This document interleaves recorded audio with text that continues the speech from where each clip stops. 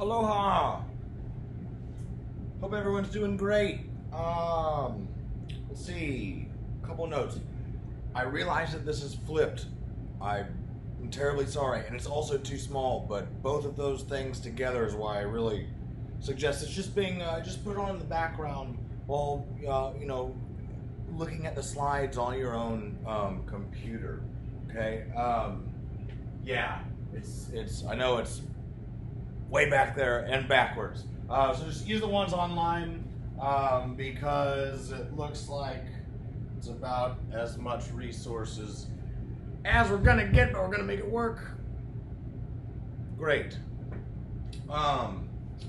We are gonna move along from soil physical properties here into soil organisms, right? We're gonna be looking a lot more at the biological side of things. Generally, when we talk about soils, we'll have about 3 general classifications, right? Biological, chemical, physical. So we just got done mostly with physical. Sorry, let me make sure this thing is not freaking out. Great. Got through mostly with physical, get on to some biological, and we'll get more into chemical as we get on. Right, so hopefully some of you all have seen this poster, perhaps, right? 1 tablespoon of soil has more organisms in it than people on Earth. Something like 2 billion microorganisms in 1 little clump of soil. So we're going to go through these next few talks to see what those animals are and what they're doing, right? And why it matters in soil. We have a really strong connection actually between soil organisms, microorganisms, and their diversity, okay? A really strong link between soil organism diversity and overall soil health, okay? So we'll see some of the components going into some of the kinds of soil organisms that are out there and what they're doing and why they're important. All right, so we'll go through 3 sections, of which I'll make 3 separate videos for to save having to find exactly what minute, etc.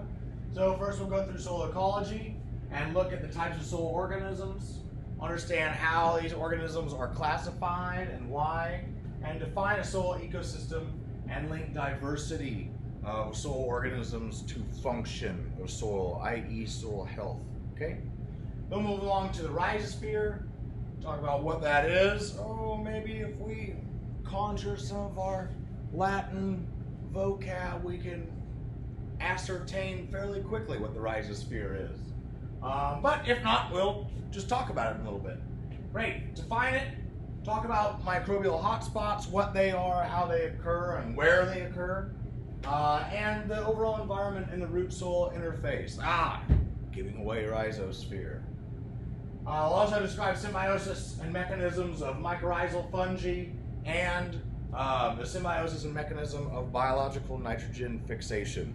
2 very, very, very important biological symbiotic relationships that are probably more prevalent than you originally thought.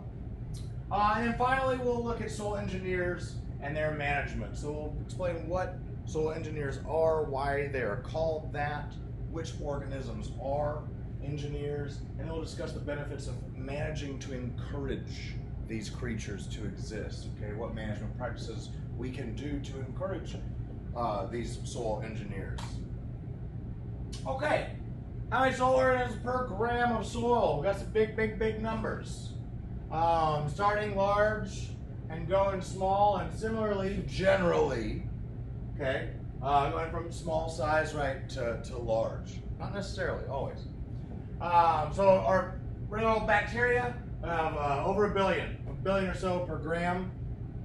Our actinomycetes, or our gram-positive bacteria with more of a developed cellular membrane, okay, but still a simple 1-celled organism, okay, not so much mitochondria, etc., right? About 200 million per gram. Our fungi, 10 to 20 million organisms per gram. Our protozoa, which is our more further along, more complex, single cell organisms, are about 1 million or so per gram. And then our nematodes, okay, are small little little, essentially, from microscopic to mesoscopic little worms that feed on. We have carnivorous nematodes. We have nematodes that are beneficial. We have nematodes that really hurt crop production. Okay, we'll go into a number of those. So here's a nematode. Okay, here's a large old mite, what have you, some fungi, amoeba, right, little protozoa. But we will look at a couple more of these. Great. So our macrofauna are creatures, so our organisms are larger than 2 millimeters, and everything up. So that includes even prairie dogs, okay? Because we're talking about soil organisms. The majority of the ones that we're dealing with are on the meso to microcosmic scale, but we also are talking about, like prairie dogs definitely are soil organisms, okay? And have an effect on soil, big time. Moles, and then earthworms, millipedes like that, and those are some of our engineers that we'll talk about more with kind of more larger scale effects, right? Prairie dogs is an extreme instance, right? But earthworms, same way. Many times we'll be talking about the bacteria component of these things, which is just micro scale. So in relation to that, an earthworm burrow is an awfully large phenomenon, okay? So we have our shredders, which are essentially grazers, okay, if we want to zoom up to our scale, right, our buffalo, for instance, right, and then our predators of that.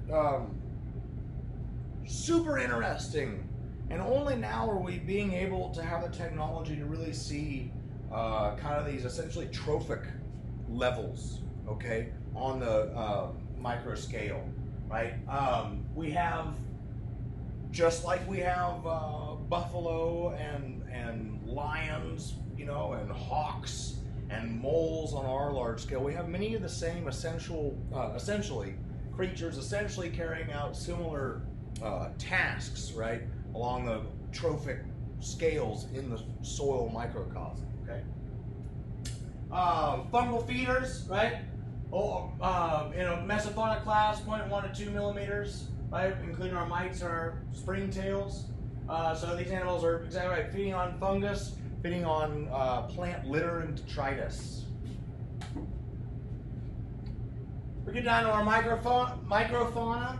We have our single-celled protons and our nematodes, of which I mentioned we can have parasitic ones such as root knot nematodes, and beneficial ones we can actually eat other harmful nematodes. And so here we have an amoeba on our top left. There we go. Sorry, I tried to think about it, switched up for what you would be, and I figured I'd just keep it. Top left, protozoa is an amoeba eating bacteria. The protozoa is the amoeba, right? The one-celled organism. Here's a plant root, right? Which is, we'll talk about it a little bit, microbial hotspot. Talk about why. A root-feeding nematode, and then our flora, right? Which consists of our plant roots here at the bottom, and our algae and diatoms. Here is a diatom, a single-celled, little algae-like photosynthetic organism, which, as you guessed it, is a substrate for many of our other grazers on the microscale. Then our microorganisms are less than 0.1 millimeters. There are bacteria, our actinomycetes, which again are gram-positive bacteria that have the more pronounced membrane, okay, and our fungi. So this top middle is a great image for a kind of a scale, okay? So we have our fungal hyphae, okay, and then almost you can see individual bacteria on them, just to see how small we're talking when we talk bacteria.